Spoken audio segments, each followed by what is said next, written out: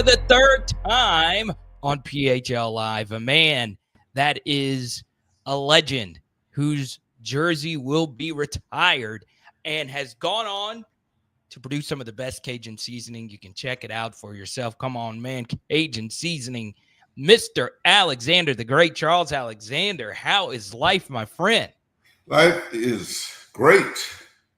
Life is great. Everything's fine. Kids are fine. The weather's pretty outside, so life is good. Your jersey gets retired by LSU. How does that feel? Oh man, I was being interviewed the other week, and that's probably been 2 weeks ago when the press release first dropped, and he asked me that same question, and I was like, man, I'd say I don't have to probably. It hadn't hit me yet. Been returning phone calls and returning text messages, and I say one day it's going to hit me that I'm one of the four at this present time. I know there'll be some afterwards, but it's just a joy. It's been a dream of mine. I'm very humbled. When I was a kid at 18 years old, coming to Baton Rouge, I never had no inkling or no idea that something like that would happen. I can remember my freshman year being very disappointed. After my freshman year in football, I averaged 2.8 yards a carry, and wondering why the coaches still stuck with me and didn't give up on me. Because you get a guy averaging 2.8 yards a carry. That's not something that it was nothing to brag about. So I just worked hard, man. I kept my head down. I kept working hard, and now here we are in 2025. It happened.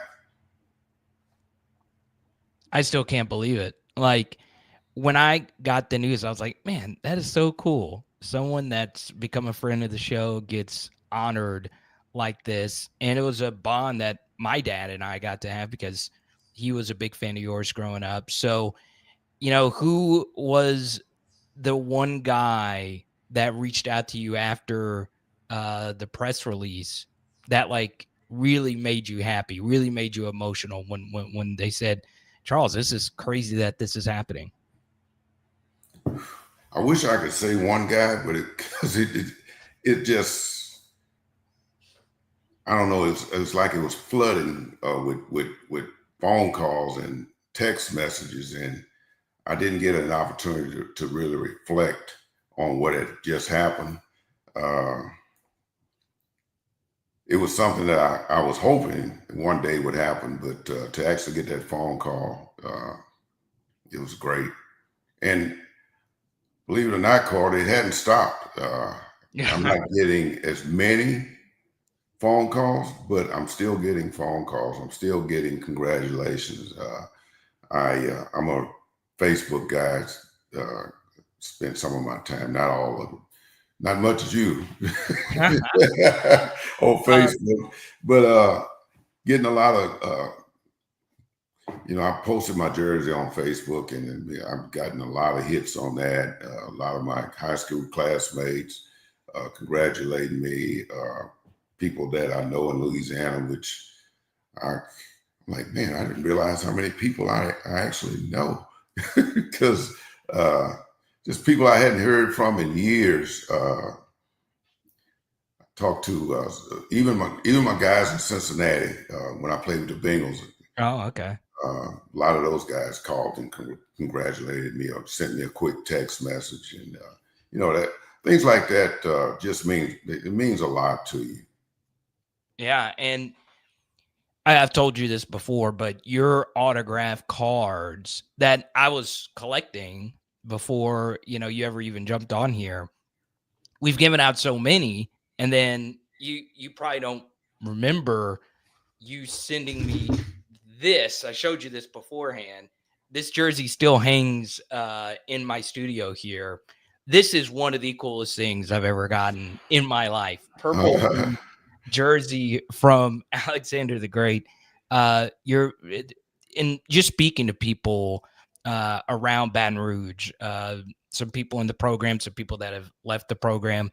Uh, they just told me how nice and how gracious you've been. So for me and everybody in PHL Nation, we're just happy that it went to a guy like yourself, man. A guy that just an overall great dude.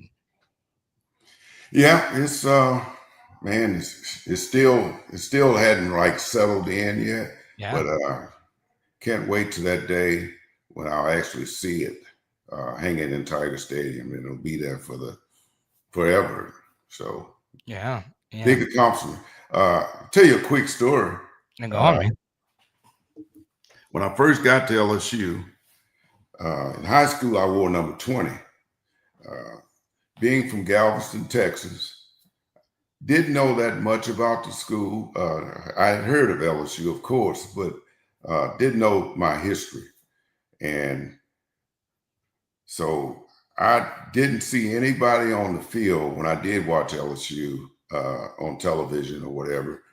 Didn't see any, and I studied the roster and didn't see anybody with number 20. So I had my eyeballs labeled on getting number 20. So my freshman year, I stepped to the equipment cage and got my shoulder pads, got fitted for them, and all the rest of my helmet and all that. And so they asked me, "Well, what number do you want?" And I said, I hadn't seen anybody with number 20, so I'd like to get number 20. And man, it's like I told a joke, man. They just all, man, they died laughing. It's like, you can't have that jersey. I said, well, why not? Nobody else has it. He said, and nobody else is going to have it. He said, that's Billy Cannon's number. And I said, oh, man, I didn't know. And so I had to think quick. I said, well, give me number 4. And number 4 was available. Good. And I said, man, so when I got when I no, not when I got home. When my dad called me, he said, well, what number will you be wearing? And I said, I couldn't get number 20, so I'm going to wear number 4. And he said, that's not a running back's number. Why did you get number 4? I said, it's going to be a running back's number. Let's So go. just watch and see. And here it is today. I wish he was living so I could laugh with him about that. Yeah. And it's funny because back then jersey numbers fluctuated so much. Now all the youngins, they all want single digits now. Yeah, when I got to LSU, and that's something that was kind of different about it. Players at LSU, it's like Terry O'Bisky wore number 16. Yes. Carl Otis Trimble wore number 3. Robert Dow, flanker, who wore number 13. So it wasn't like if you were a receiver, you had to wear 80. Right. If you're a running back, you had to wear, a 20 or 30 or 40. So it was different. And I kind of liked that about it. And I did my little homework on number 4. I think the last person that wore number 4 before me was a kicker, if I'm not mistaken. And I can't remember his name, but I'm going to have to, with the internet, you can find out anything. Yeah, of course. Yeah. But I do know he was a kicker. And I got that jersey, and I just thought it was something special, it was something different, and to this day, it is something special now to me. So will LSU players be able to still wear number 4 after this year? Yeah, they will. They, you couldn't just permanently retire because I guess eventually you run out of numbers. Right. LSU football is going to go a long way, and we're going to have a lot of history ahead of us. So, but they did say that it's retired and it's not going to just be given to anybody. It has to be somebody special, and I don't have a problem with that. Of I course. think number 20 is the only number that's going to be permanently retired. Yeah. Yeah. And we'll see. Like, because it's strange because they've not issued number 5 again for Jaden Daniels, And number and 9, number 9 for Joe Burrow. yeah, yeah, and rightfully so. Those guys are, whew, both of them, special guys, special guys. Yeah, and I because my thing, Charles, when it and as you know, we've gotten to know each other a decent amount. I am a jersey number nerd. It is Oh literally yeah, yeah, it is literally my favorite thing. My like going back to the Otto Graham days when quarterbacks wore number 60. Um, I love jersey numbers. I love obscure jersey numbers and all of it. I think if you win the Heisman Trophy, uh, nobody should wear your jersey number again. right, right. So, what do you think? That's right. That might be in their plans.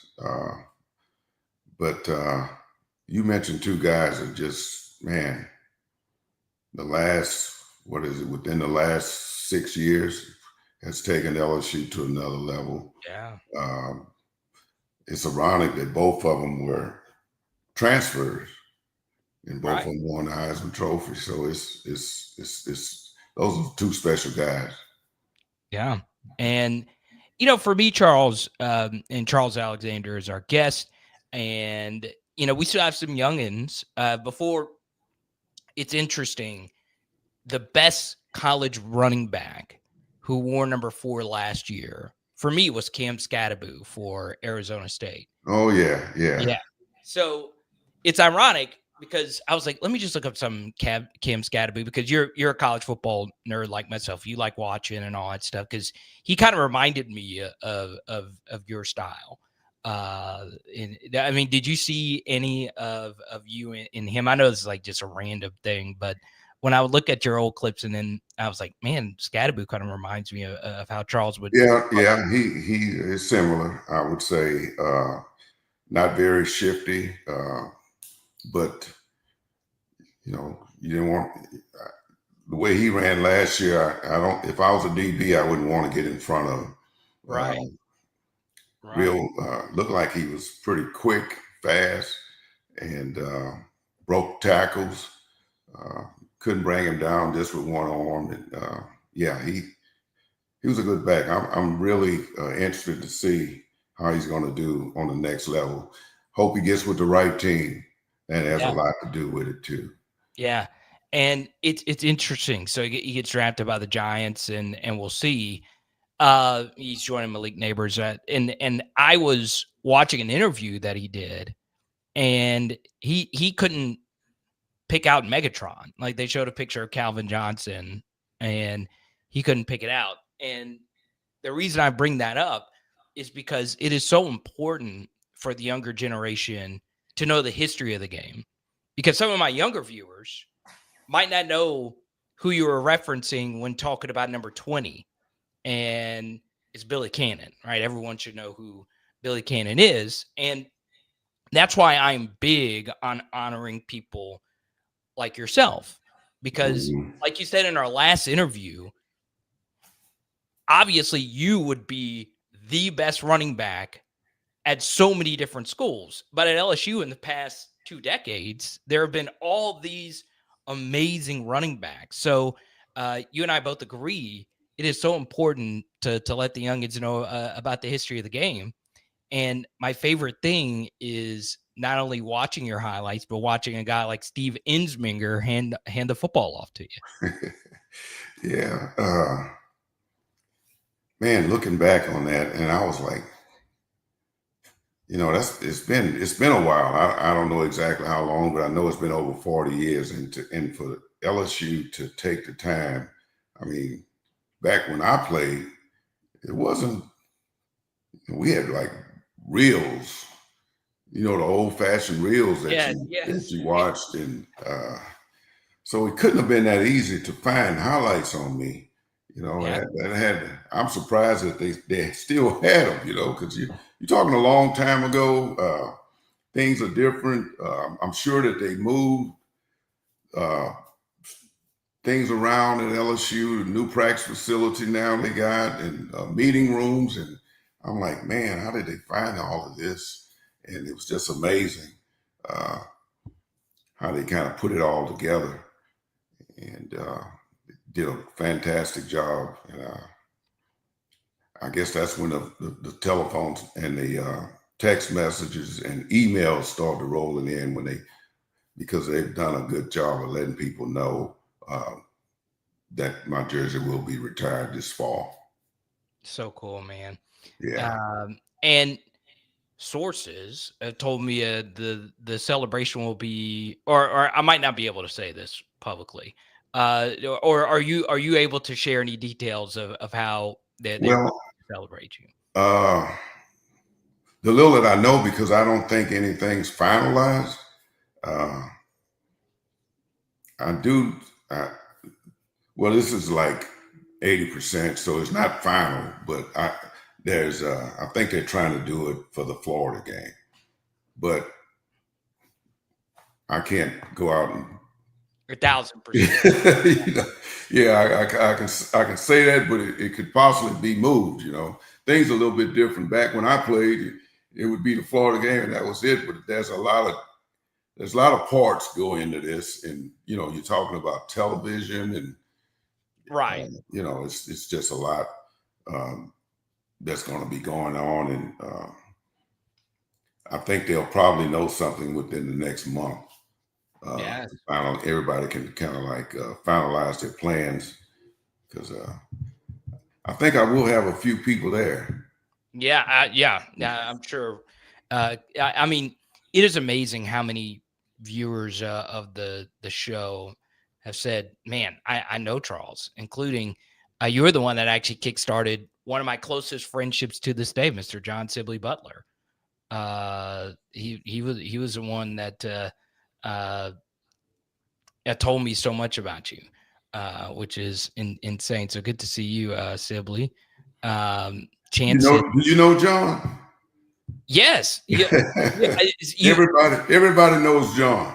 Well, well, I learned that through you. So you were on. It was one of the 2 times you've been on prior, Okay. and you were doing the interview, and Sibley had been watching a few of my streams, and you said, "Hey, there's John Sibley Butler," and I was like, "How do you know this guy? How do you know this guy?" And Like I said, everybody knows him. and He what could what run for governor. Yeah, and what you don't know is he and I have a 30-minute phone conversation once every week and a half, 2 weeks, multiple times a month. So you kickstarted one of my closest Oh, friendships. okay. It was Yeah. you. It was you, Charles. That's you, man. Yeah. Uh, what color jersey will be retired? Oh, okay. Okay. So this actually is a good question. I wanted to ask you this later, but since Sibley already did this, okay. Um Last year, since we're on the subjects of jerseys, LSU wore different jersey combinations more than they normally do. Okay, so LSU normally wears this and occasionally wears the purples. So last year they ended the season wearing that new gold uniform. And then the final 2 games, they were a combination of the purple uniform. Your thoughts on the different uniform combinations and if they should limit that to keep the traditional white uniforms more like as the major uniform? Woo. I'm kind of partial old school. I'm hoping that uh, when my jersey is retired, that it'll be the original white Right. jersey with the tiger stripes, the one that you have. and But I'm not opposed to LSU at least once a year, uh, changing it up a little bit. I just would hate to see the tradition gone and they change to something else, like Oregon. Oregon, you never know what they're going to wear. But I'm coming from the old school, and I like to see those white jerseys and those gold pants and the purple leggings, and then with the white socks and then the shoes. Yeah, that's what I like with the gold helmets. Yes. Yeah, that's what sold me on LSU, and I think that's what most people really like.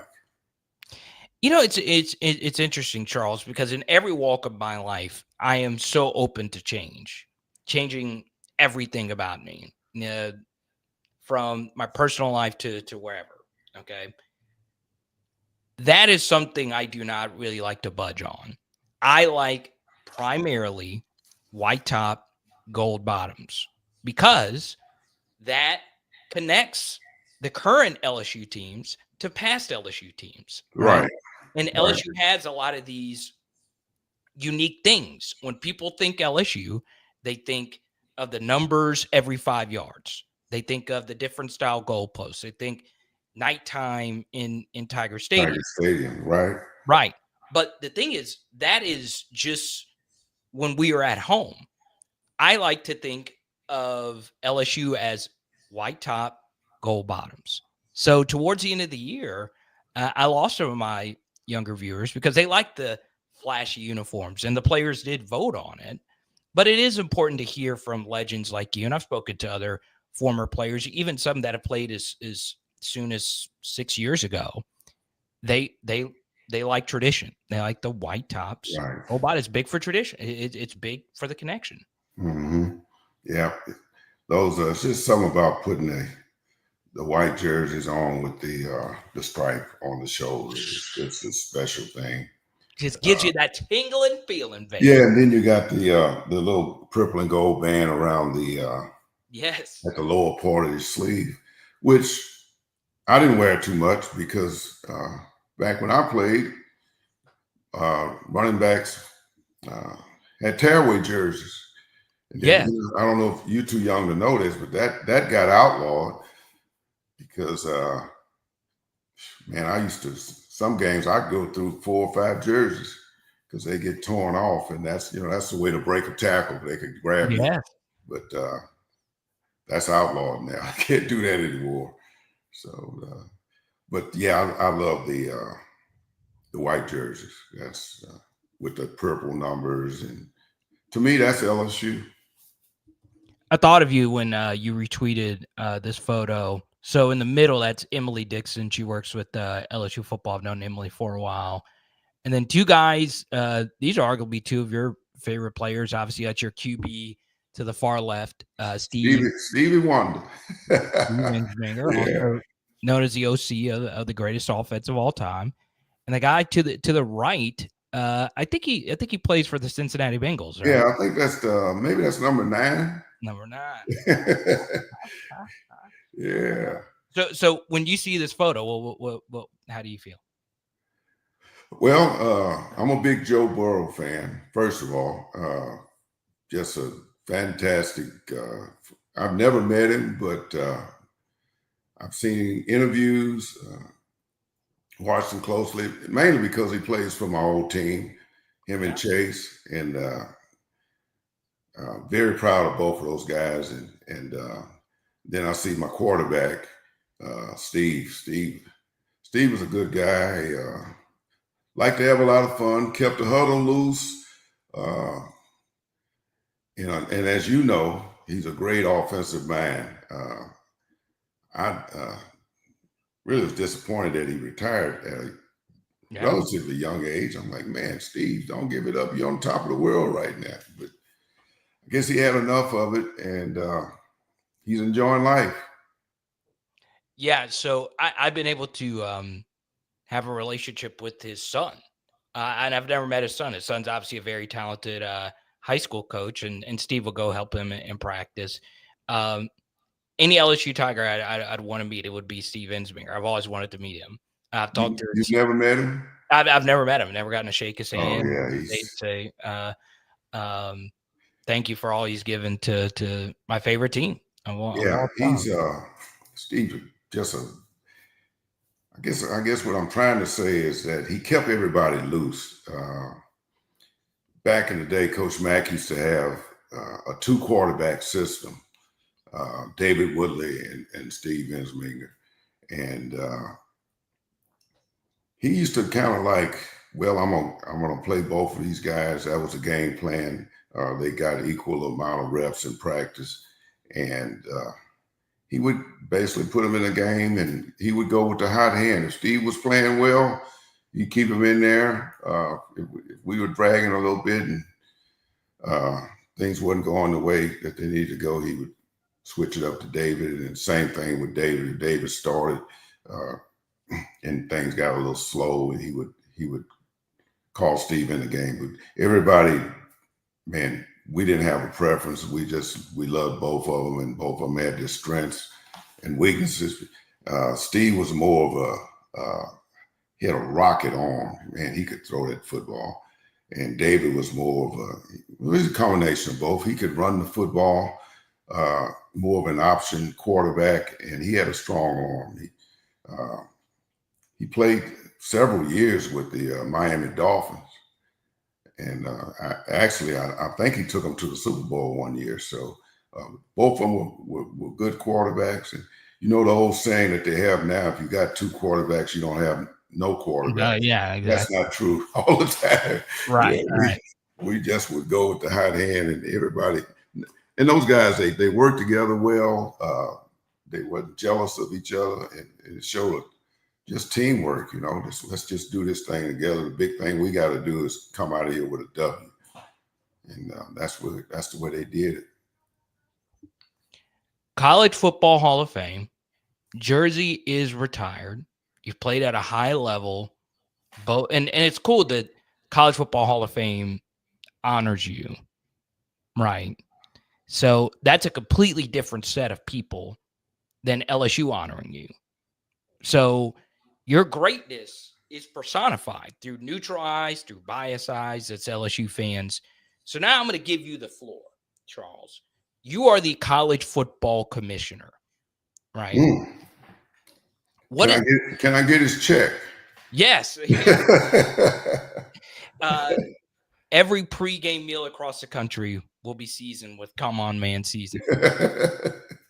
So they come to you. Charlie Baker, NCAA, comes to you and says, Charles, you know what it's like to be an athlete. You obviously care a lot about the sport.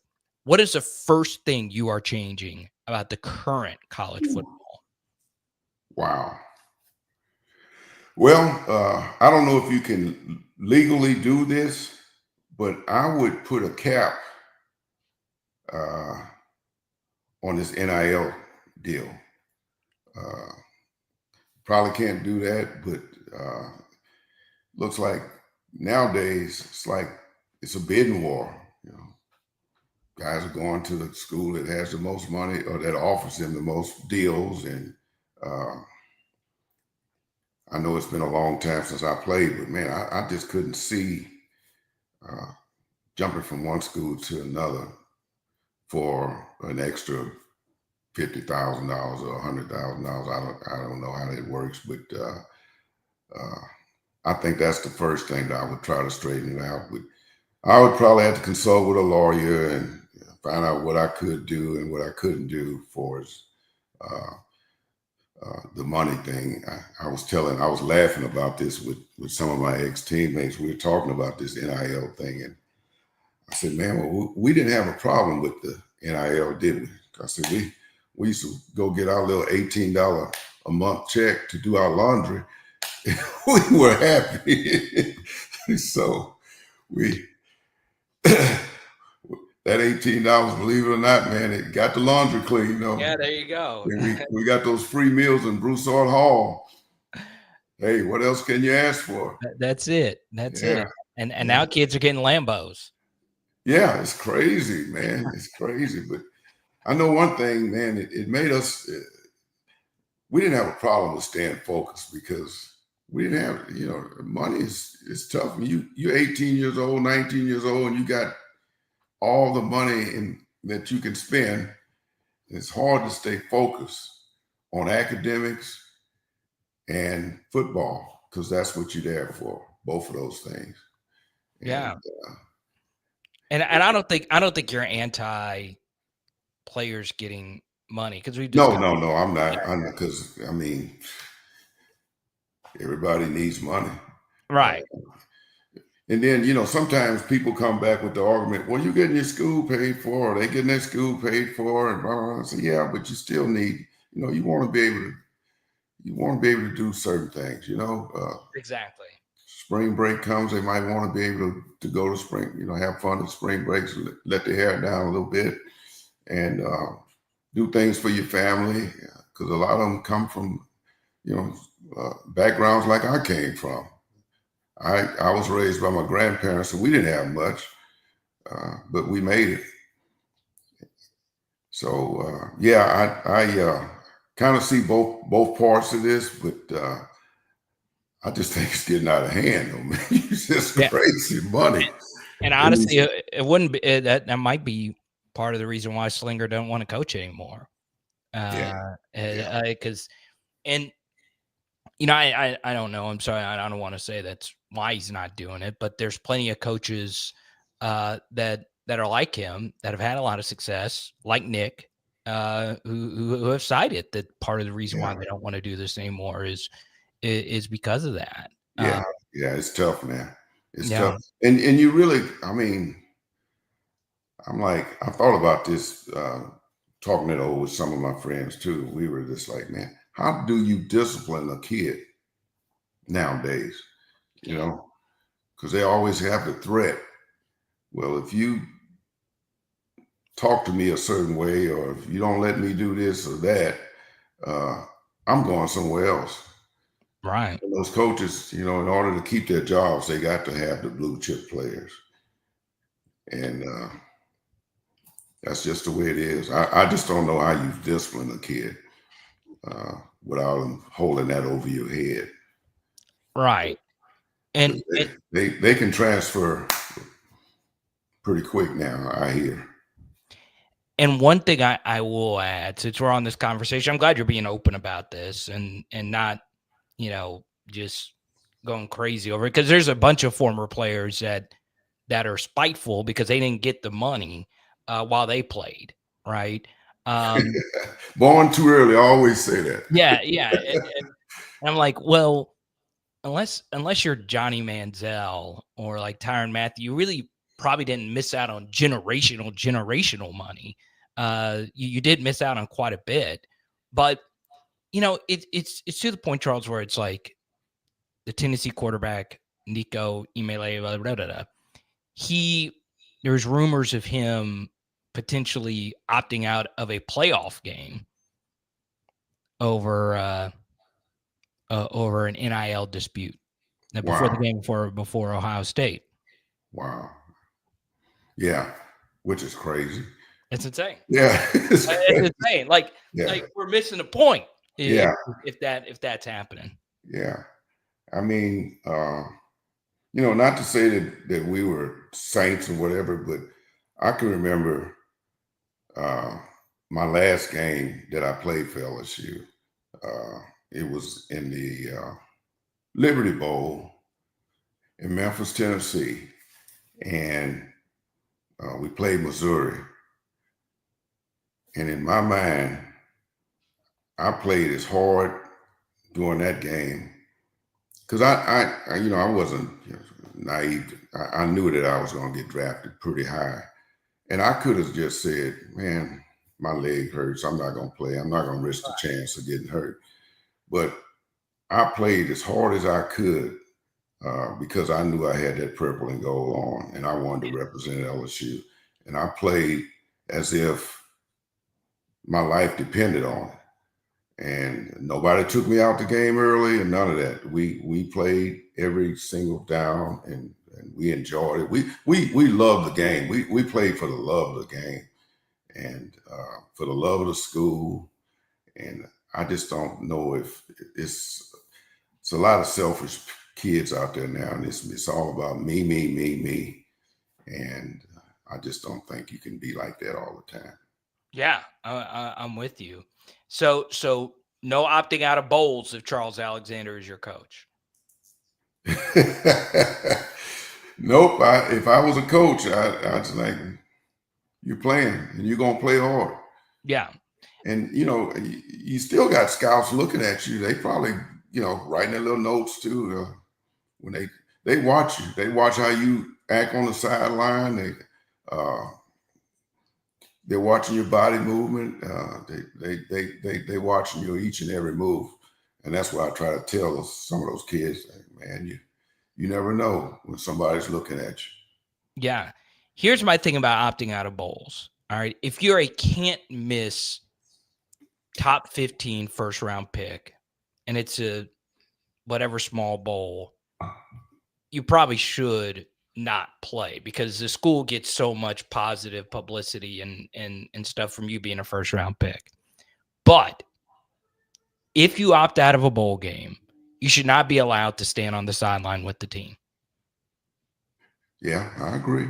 That would be how I would do it because it drives me nuts. A bowl opt out on the sideline. You could be in the stands, right. but you can't be in the locker room because as a player, you're a distraction to me. Yes, because I could be we could be getting our asses kicked, and our best player is healthy, watching us getting our asses kicked, and be like, yeah. Put your damn pads on and help us out here. Come help us, huh? Yeah, that's right.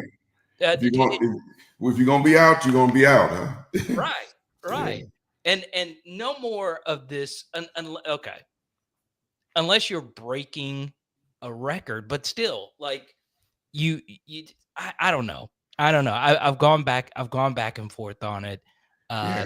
If when I played, bowl statistics didn't count. What? Oh, that didn't. I did not know that. Nope, it didn't count. Yeah, I got about probably 300 yards that I could add to my numbers. You didn't know that? I didn't know that. No, yeah. I really did not know that. Yeah. That is crazy. Yeah. Oh my God. I'm gonna have to look it up, but I don't know when they started that, but started letting the numbers count. But you definitely, that's a rule. Probably happened in the late 80s, if I remember correctly, but I'm not 100% sure when that happened. Charles, I wanted to let you know something. You probably couldn't tell from this picture, but you had a little bit more hair back then. Oh yeah, who is that? Who's that young man with the Yep, I did. I did. Little did I know that it was going to leave me. But yeah, I think one thing I would like is young athletes to bring back the afro. You don't like the what do they call them, dreadlocks now? I think it would be smart from a branding aspect to switch it up. I love dreads. I do. I love the way that they look. I love the different designs of them now. But I'm a big fro guy. I just think the kids call it aura. But you know what they say: if you live long enough, it'll come back. Now I don't know if I'll be around when the afro comes back, but it will be back. Trust me. Let me ask you this before we let you go here. Is music better now or back then? Oh, you know the answer to that. You know what I'm gonna have to say. I got to go old school music, man. You can understand it and no cursing, and oh man, we had some good music back then. Yeah. So this I DJ weddings, so it's funny. Oh, do you? Yeah. So I'm DJing one this weekend, and it's crazy how many young couples ask me to play your era music. Really? Yeah, they're like, I want Earth, Wind, and Fire, Kool and the Gang, and I'm like, Jeffrey Osborne, the Isley Brothers. Yes, I get that, and I bring that up because now every kid has headphones in, listening to their music before they go out there. So Yeah. before you went out there, were you able to listen to any music, or was Oh it just no. And that man, that wasn't allowed in the locker room back then. Too. If you had your music on there, like you're not concentrating. You're not. That was a no. They Mhm. didn't think you were focused. Uh, we didn't even have headphones. We were. I don't even think we were allowed to have headphones. I wish nobody could afford them anyway. But now you go in a locker room and it's like a party. Yeah, Oh, man. it's things are different, man. Things Yeah. are different, Um, and that's not a bad thing. I feel like if they want to listen to the music, let them. If that's what pumps them up and gets them ready to play, let them do it. Skipper, I really Boris, I appreciate your super chat. I really, really, really do. Um, and Charles, I really appreciate you. I'm glad we've become friends. You're part of the three-time guest club here on PHL, so congratulations. All right, man. I'm getting all kind of awards, Did man. I tell you? They, but I just got a text from Brian Kelly, and he said, under Charles's name in Tiger Stadium, it's going to say three-time Power Hour LSU guest. Hey, you would love that, wouldn't you? Yeah, dude, I'd be like, well, it is an honor. That is great. Yeah, Um, you would love it. but See, it's no go on. no, I was just gonna say that'd be free advertising and Yeah. everything, man. You would blow up. Huh? Huh? Huh? Wow. But Charles, I really do appreciate it. Well, thanks for having me, man. Yeah, obviously, when it gets closer to time, we'll have you on again. Beforehand, you developed. I'm not some massive YouTuber, as you know, but you have developed such a big fan base in our private Discord community. From your appearances on here, your stories, and all of it. Man, uh, to have John Butler tune in, that Yeah, tells it all. that's it, man. Uh, but thank you for your time, Thank you. and I'll let you have the final word, Mandy. Is there anything you want to share with the LSU Tiger Nation?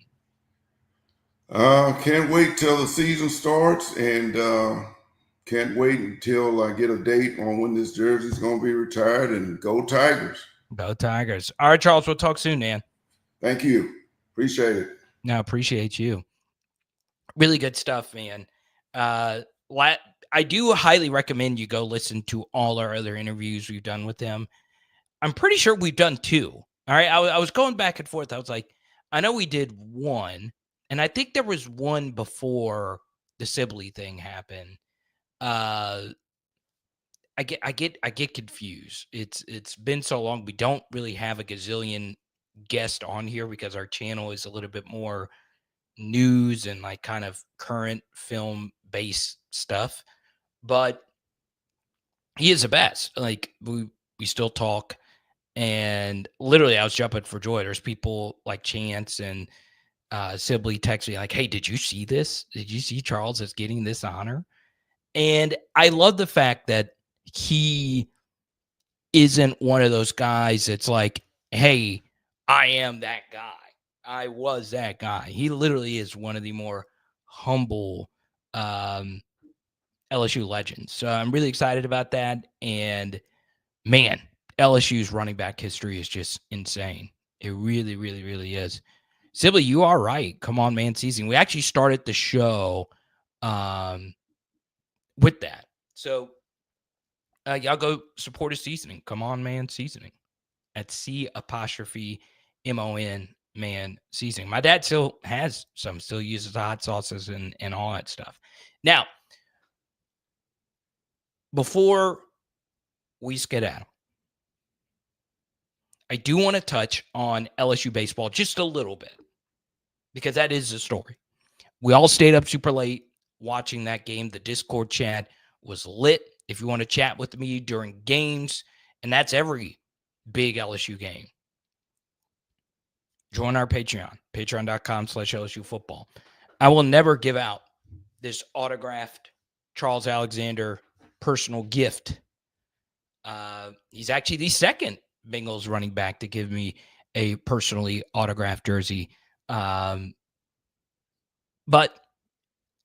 I want to give away a Jamar Chase autograph jersey. I'm still trying to find the best way to do this, but if you join our Patreon, you get access.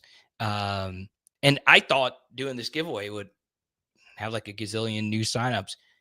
It's really been like just steady. Hadn't been anything crazy. So I want you to sign up, have your chance to win Jamar Chase autograph uniform. That is currently over there. I've actually never touched a uniform. It's still in its original packaging when I got it. So there you go. Um, I one last thing as far as the interview is concerned. I part of why I want to have him on and one day have Steve Ensminger on here, and some of the other like notable LSU legends. It's not because of like the notoriety or anything like that. It is cool to have these legends on here, but it's because of people like Cole, right? Now you can live through other people. Camera phones are so good.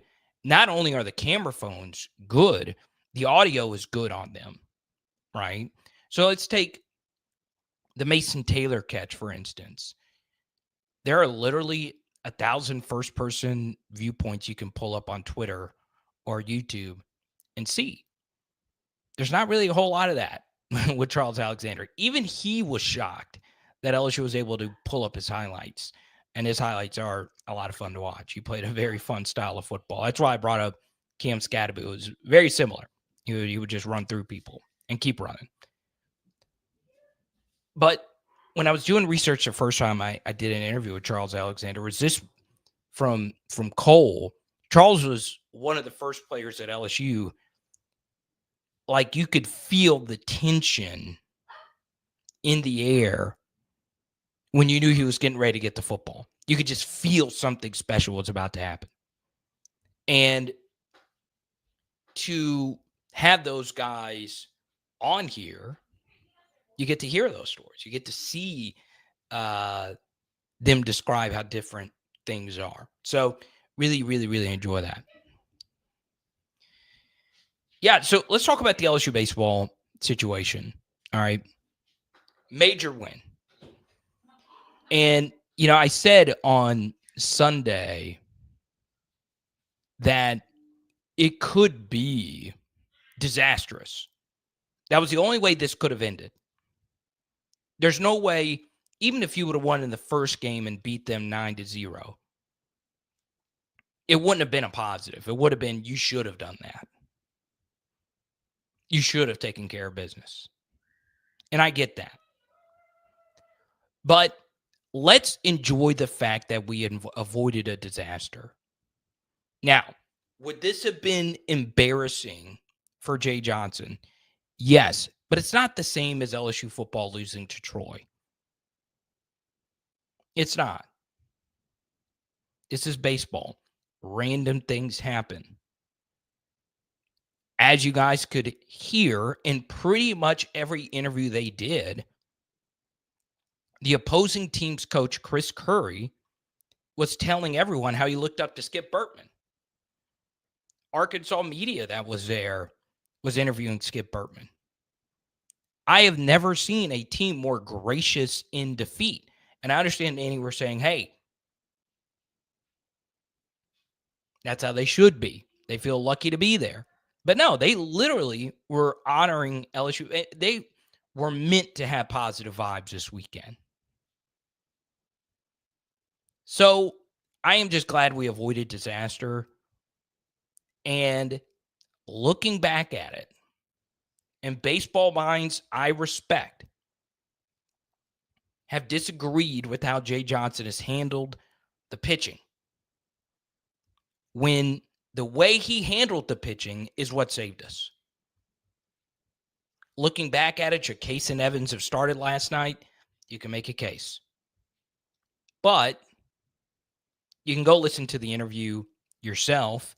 And I was going to play the clip, but I'm more so focused on the Alexander interview.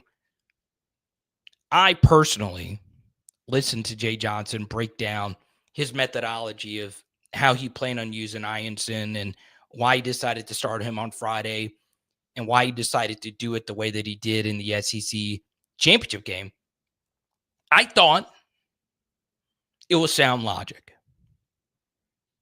Now, the only decision I 100,000% disagreed with Jay Johnson was pinch hitting for Hernandez earlier this year in a game where he hit a home run. I don't think you should ever do that. I don't care what the analytics. If a guy hits a home run, you should never take him out of the game in that game. But outside of that, every other Jay Johnson decision I somewhat agreed with, including the big one, which was moving Jared Jones back in the lineup. And it worked out. So obviously the story wasn't us this weekend. The story was UALR. And it is kind of fun being the school that everybody was rooting against last night. There was not a single non-LSU fan outside of the bar owners of Omaha, Nebraska, that wanted us to win. They wanted the big upset. They wanted the Cinderella.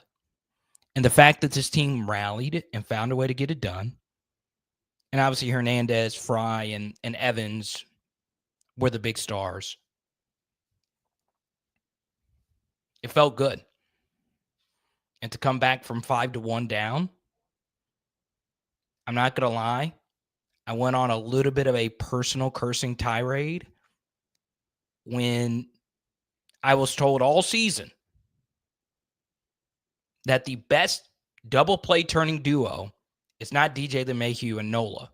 It's Dickinson and Milam, and I'm a big Monster Milam guy. His autograph photo is sitting right over there. But when they made that error, I was like, y'all, this is not our night. This is not our night. But it ended up being our night. And we survive in advance. We'll play West Virginia Saturday at 2. And we'll see how the cookie crumbles. Like I said, I'm not the baseball expert. I don't know a single player in West Virginia. I did watch Squeeze play religiously. So I did watch him. I can't name a single player. I don't know what their coach's name is. So obviously tune into my buddy Blake Ruffino on AYS. That guy knows baseball like nobody's business. And he'll break it down more deeply, if you will.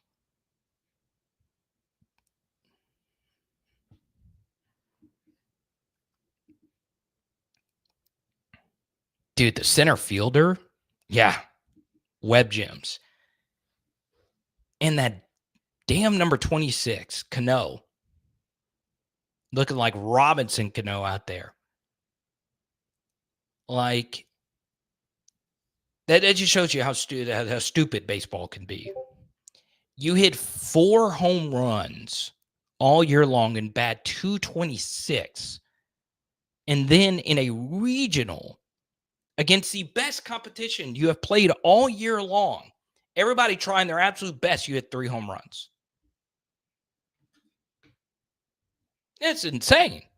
And they weren't just home runs. Some of those were just freaking nukes.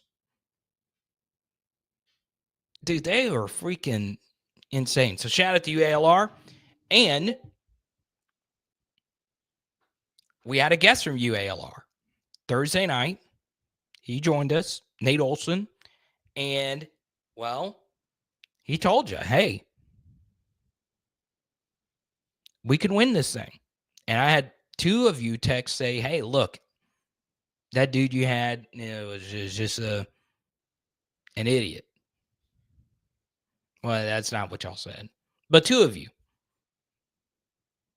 said, why would you have a UALR get? They have no shot. Boy, were you wrong. Actually, I agreed with you. I didn't think they had a shot. Especially how we freaking looked in those first couple of games.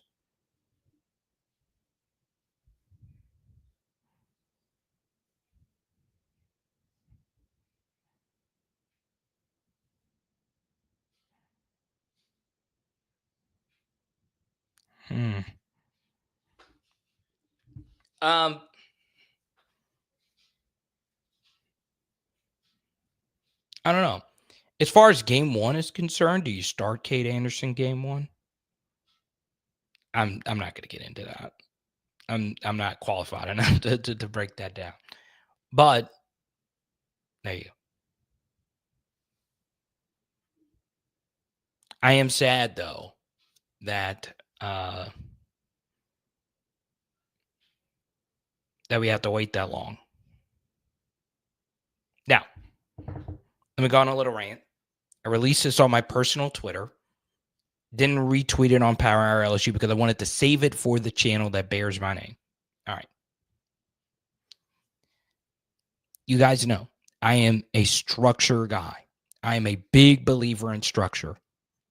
It is so freaking important to have strong structure in every last little league that you do. From the NFL to your fantasy league, from the NBA all the way down to boys club, 3-year-old basketball. The structure of your league matters more than anything else. Okay? I'm a big structure guy, big rules guy.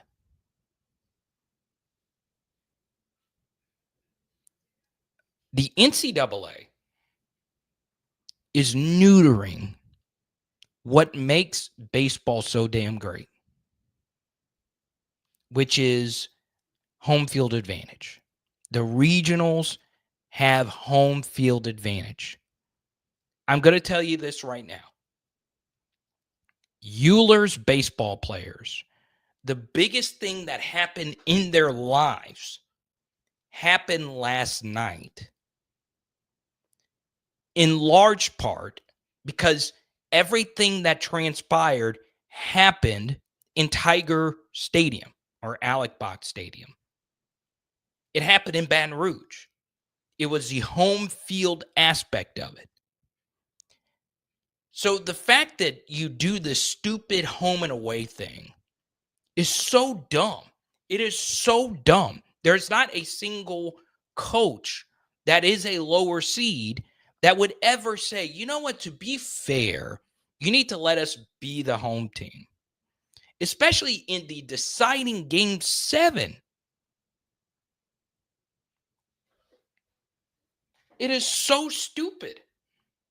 And then what happens is, the ticket allotment changes. So LSU fans have to move so more tickets can be sold to the visiting team. You got to have a certain allotment of tickets. I guess I kind of sort of get that. Whatever. But the NCAA should lean into these smaller sports having home court, home field advantage. But they do the opposite. They try and make it even. No, nothing in college sports, nothing in sports is fair. Nothing is even. Nothing. The only thing that should be even is the actual structure of it.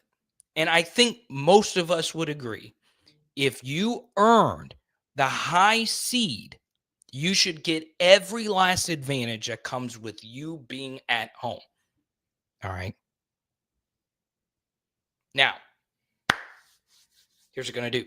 Next 10 to 15 minutes, I'll answer as many questions as we possibly can. If you super chat, we'll keep the party moving. Big thanks once again to Sibley and Boris, big supers tonight. We really appreciate you. Shout out Cajunnomics. Am I allowed to shout them out?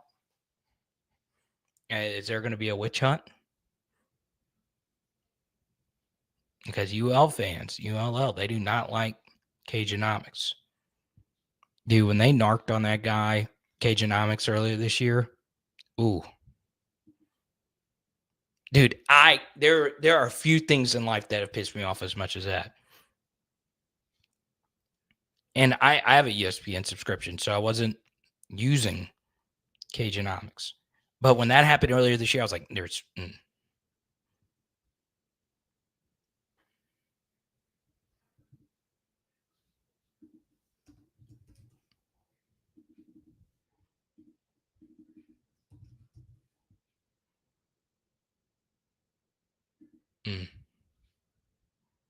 Uh-oh. me, Master Blaster. Crazy. Ooh, I should have asked Carl about that. We for those that missed the Charles Alexander portion, it was as much about fashion, if anything. Now, last thing.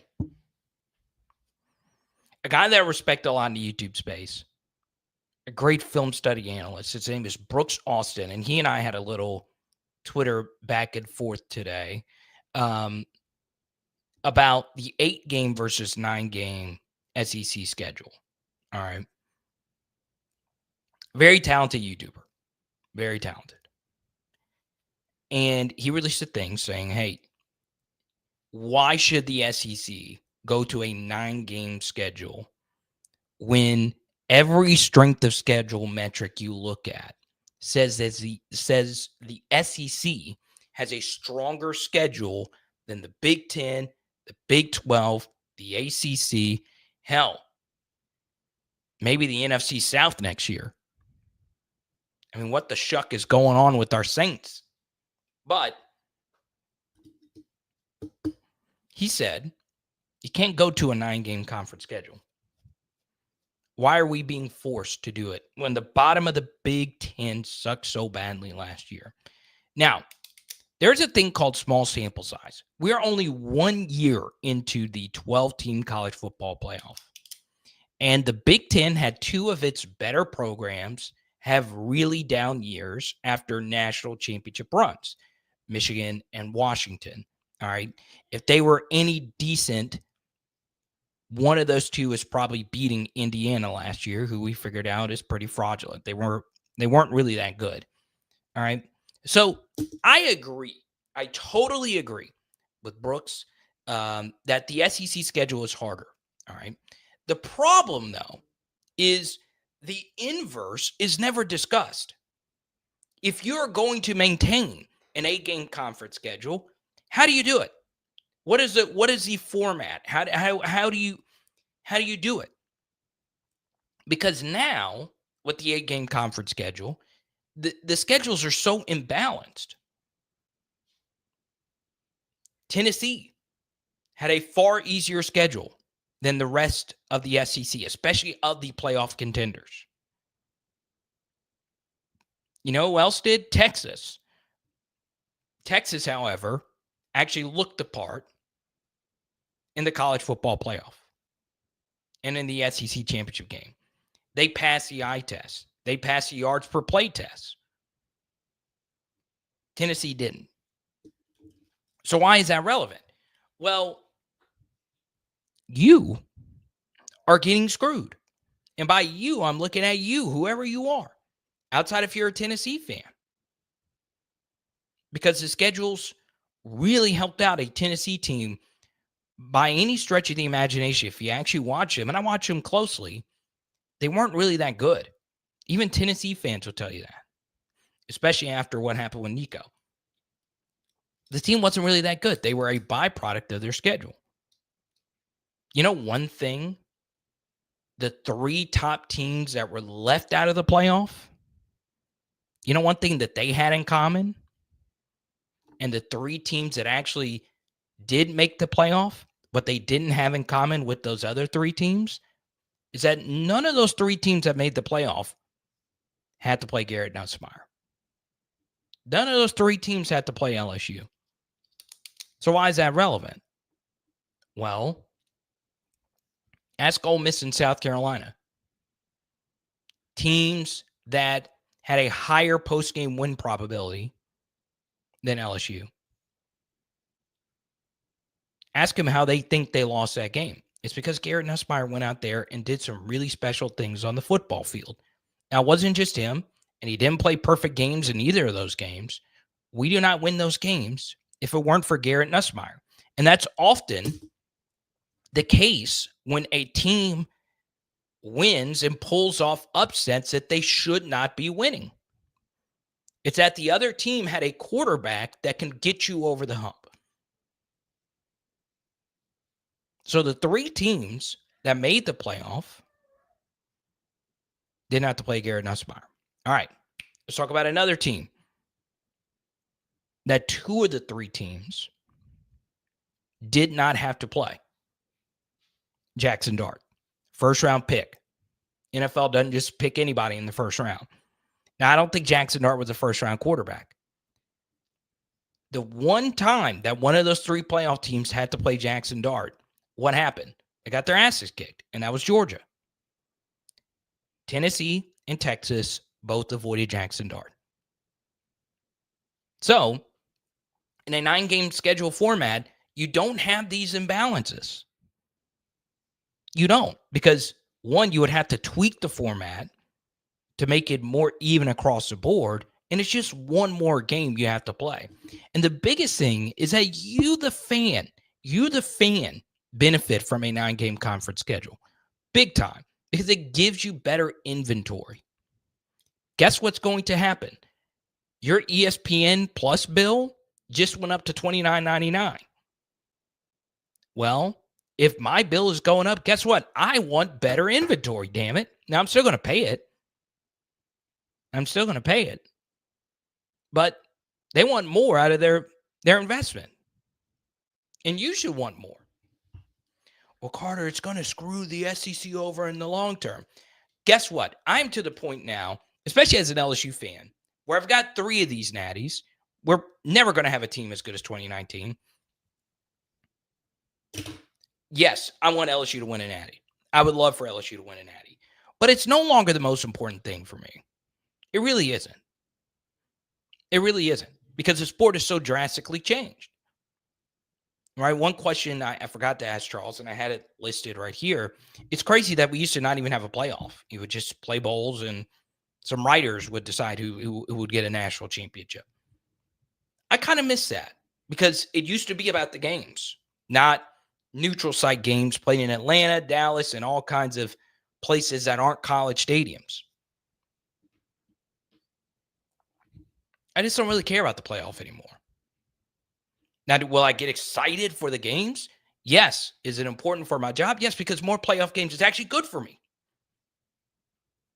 My most viewed video on Power Hour SEC in terms of game film breakdown is Texas versus Ohio State, 2 teams I don't even cover.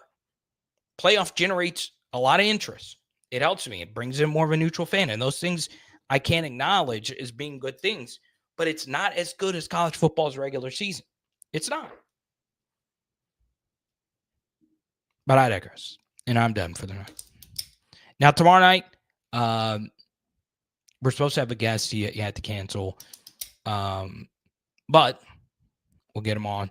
He is a NFL draft evaluator who says with the number 1 overall pick, he would have taken Garrett Nussmeier last year over Cam Ward. We'll get him on pretty soon. I've never seen an NFL draft analyst talk as highly about Garrett Nussmeier, to the point where he thinks he is a perennial Pro Bowl level player. Now, the last 2 times LSU had every year annual Pro Bowl NFL quarterback play, they won Heisman trophies. So if that's the case, especially me being a Nuss bus driver, if you will,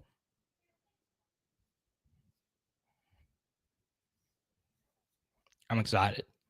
I'm excited to get him on. So there you go.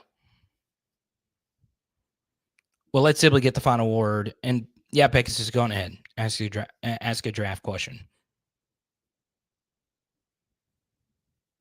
Herschel Walker never played in Tiger Stadium while at Georgia. It's very interesting.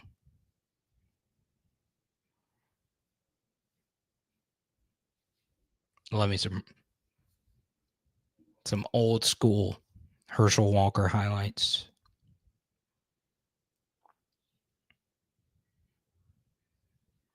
Hot take.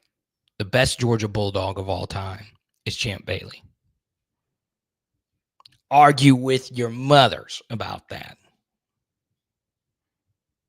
And I saw a few like Georgia fans saying it's Stetson Bennett. He won 2. No, shut that up. No. Stetson Bennett's underrated. He's not that. All right, Pegasus, let's get this draft question in because we're doing one of my favorite dishes tonight. I am hangry. I always get a little nervous when we do an interview. Dante, thank you for the super chat.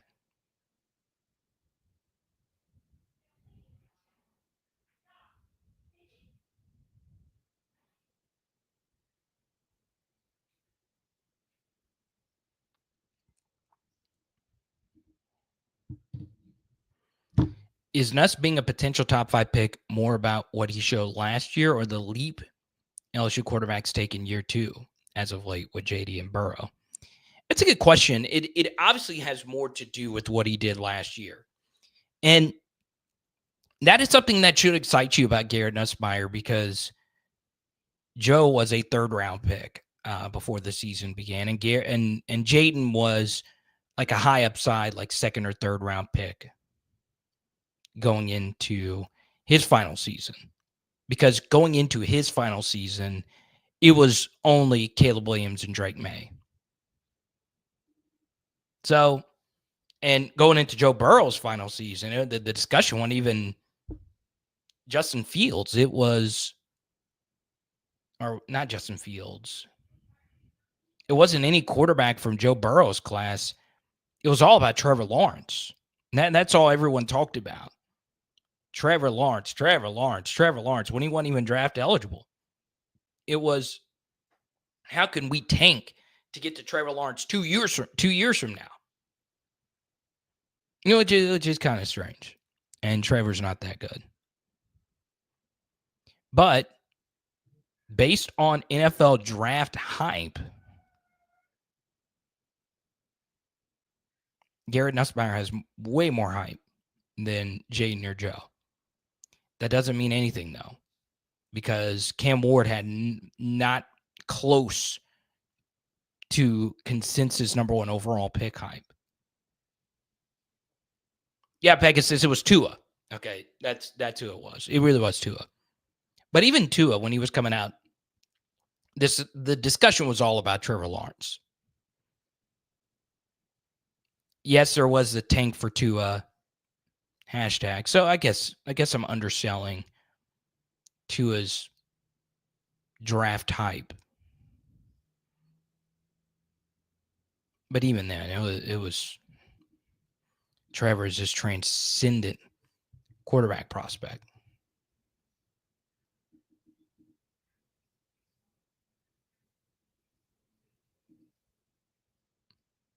Man, dude, I can't quit looking at this photo from the Little Rock interview with Skip Bertman. It really was good. I retweeted it. Look at that. That is a great photo, man. What a legend.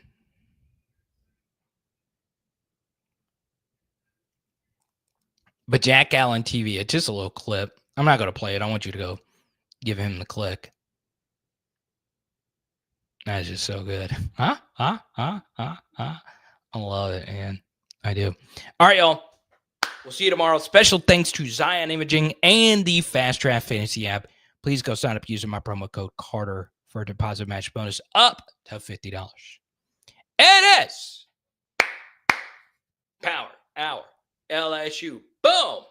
Special thanks to Alexander the Great and our top super chatters of the evening. Dante coming in hot, Sibley, and Boris. Thank you so much. Tonight we are doing stir fry. Let's go.